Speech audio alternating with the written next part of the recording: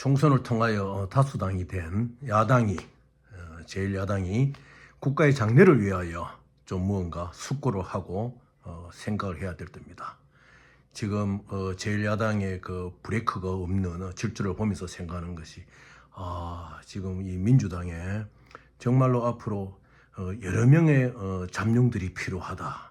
특히 뭐 여당도 그렇고 야당도 그렇고 험지에서 이긴 국회의원은 뭐 이 여야 간에 다 잠룡들입니다. 그래서 다양하게 가야 된다.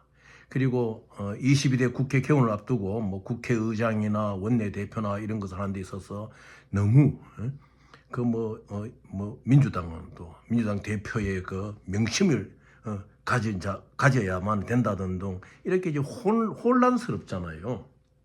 또 앞으로 영수회담을 두고도 지금 민성회복지원금 25만 원의 민주당이 어떤 거를 주제로 내놓겠다면 이거 아주 지금 무엇이라 합니까? 이 세상에 돌아가는 원리를 이 민주당의 국회의원들이 잘 모르고 있는 거예요. 굉장히 견제해야 돼요. 175석 이제 합당해서 175석인데 거대 야당이거든요. 그럴수록 겸손하고 좀 무엇이랄까 협치의 정치를 이끌어낼 수 있는 그 정신이 필요합니다. 지금 법률적으로는 거의 1662개 그리고 대통령으로는 1886개의 법률안이 있습니까? 그런데 지금 뭐 175석을 가졌다. 제3당인 또 조국 혁신당의 조국 대표의 말처럼 197석이다. 맏형으로서 일을 해달라. 이렇게 이제 겸손한 발언을 조국 대표가 합니다만은, 뭐 조국 대표 같은 경우는 영어를 참 잘하잖아요. 외신 기자하고, 그 통역이, 그 외신 기자의 질문에 답하는 것을 통역을 잘못하면 딱 지적하잖아요. 그 영어를 하는 것은 어휘가 여러 가지로 있으니까. 그런 처럼 참 앞으로 우리나라 국가의 지도자들은 영어를 할 줄 알아야 돼요. 그렇게 해야지 이 국가 정상들과의 사이에서도 좀 무엇일까 자기의 소견도 필요하고 또 1대1로 대화를 할 때 또 통역을 배석하지 않는 그런 것도 우리나라 같이 지금 남북이 대치된 상태에서 외교전에 있어서는 대통령이 갖고 있는 영어 실력은 굉장히 중요하죠. 이것을 우리 국민들이 이제는 좀 봐야 됩니다. 통역에 의존한 대통령이라면 이 외교전에 있어가지고요 제대로 해내지를 못해요. 그걸 우리가 봐야 되는 거예요. 그런데 이 민주당이 지금 대통령이 가진 1886개 대통령령에 대해서 이거 법률안으로 상위법으로 만들면서 대통령의 어떤 행정력을 제어하려고 덤벼들잖아요. 그렇게 하면 안 되죠. 이 세계에서 민주주의가 가장 많이 발달한 나라 같은 데는요 executive order라 해가지고 대통령이 아무리 국회 권력이 의회 권력이 독점이 되더라도 executive order는 보장을 해주는 거예요. 그게 민주주의예요. 그 성숙한 정치 지도자에 의해서 그것이 이루어지는 거예요. 무슨 뭐 시장판에 있는 거 아니지 않습니까? 대통령령이 1886개의 대통령을 국회가 보장 안 해주면 누가 보장해 줍니까? 그런데 지금 일어나는 움직임들이 보면은 아주 애송이 변호사들 뭐 또 무슨 탐돌이 비슷한 초선들이 대통령령을 보장 안 해주는 그런 법률안을 꾸미고 어떤 경우에는 사법부까지도 어떤 그 법률적으로 손을 대려고 그러는 굉장히 위험한 발상들이거든요. 오랫동안 국민적인 합의에 의해서 이렇게 지탱해오는데 정 그렇다면 기원해놓고 그렇게 해야 되는 거예요. 그것을 대통령령 1886개 중에서 자기들 입맛대로 골라가지고 법률적으로 만들어가지고 통제하 들겠다. 그거는 완전 상권 분립을 지혜하거나 위험한 그런 것을 하면 안 됩니다. 그래서 참 지금 175석을 가지고 총선에서 승리했을지도 이때일수록 고개를 숙여야 됩니다. 제가 왜 이런 말씀을 드리느냐. 33년 전에 민주당을 만들 때의 주역의 한 사람으로서 참 안타까워서 이 이야기를 하는 거예요. 그리고 앞으로 대통령 후보군들도 다양하게 이 잠룡들 아니습니까? 험지에서 초선이든 2선이든 3선이든 험지에서 이긴 국회의원의 잠룡이에요. 이것을 당에서 키워야 됩니다. 명치민이 뭐니 그러면서 그러한 잠룡들을 치면은 민주당이 약해지는 거예요. 여당도 마찬가지입니다. 잠룡들을 키워야 돼요.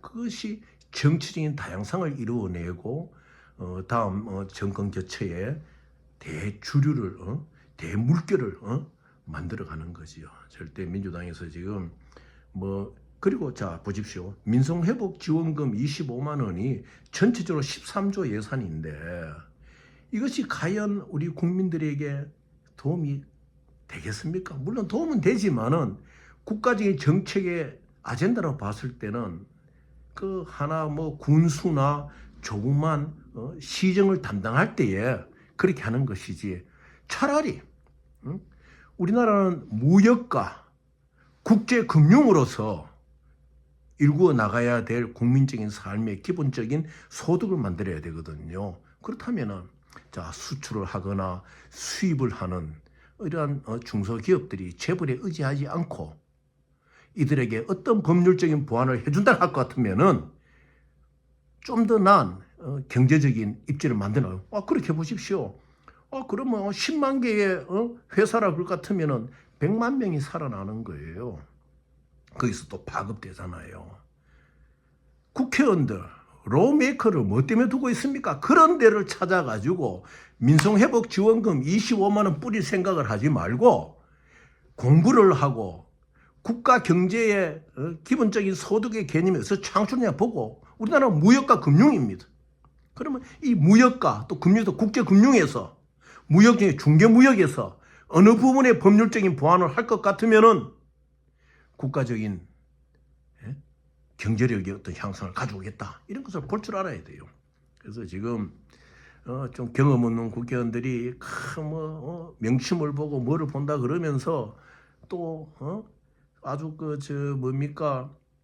이 정치인 경험 없는 사람들이 대통령령 1886개 중에서 법률적인 어떤 단계로 올려가지고 행정력을 통제하겠다, 대통령의 권한을 통제해보겠다. 그 굉장히 위험한 발상입니다.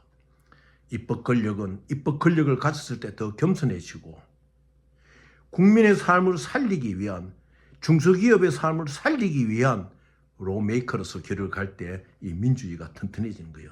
상권 분립을 우습게 보면 안 되는 거예요. 그것을 우습게 볼 때 입법 독재가 생기고 입법 독재가 생기게 되면은 국민적인 저항이 오는 거예요. 그래서 우리 민주주의 역사를 통해서 안 봤습니까? 그리고 우리 또 민주당은 또 상권 분립을 해치는 권력에 대항해 가지고 쌓아 올린 민주당이에요. 그런데 이 민주당을 잘못된 길로 갈 경우에는 국민적인 저항을 받는 거예요. 그래서 175석 있을 때 더 겸손해져요. 조국 혁신당 보십시오. 12석을 차지하고 국민적인 성원을 받으니까 겸손해지잖아요. 그걸 배워야 돼요. 조국 혁신당에게. 그래서 마찬가지 군소정당의 당도 마찬가지예요. 그래서 험지에서 국회의원이 된 사람들은 또 잠룡으로 키울 수 있는 그런 아량을 당의 지도부는 갖고 있어야 됩니다. 민주당이 175석 갔었을 때 이때가 더 민주당의 위기인 줄 알아야 됩니다. 입법 독재의 그 유혹에 빠져들면은 큰일 나요. 왜 이 세계에서 민주주의가 가장 발달한 나라가 미국이 왜 이그제큐티브 오더를 입법부가 밀어주고 유지해 갑니까? 그것은 스스로 견제하는 거예요. 스스로 견제하지 못하는 권력은 국민 저항에 부딪힙니다. 그래서 민주당의 발전, 국힘의 국민의힘입니까? 국민의힘의 발전, 또 조국 혁신당의 발전을 위해서 힘이 있을 때 겸손해지는 정치인들이 되고 국민의 살 길을 내다보면서 정책을 개발하는 정당이 되기를 바라겠습니다.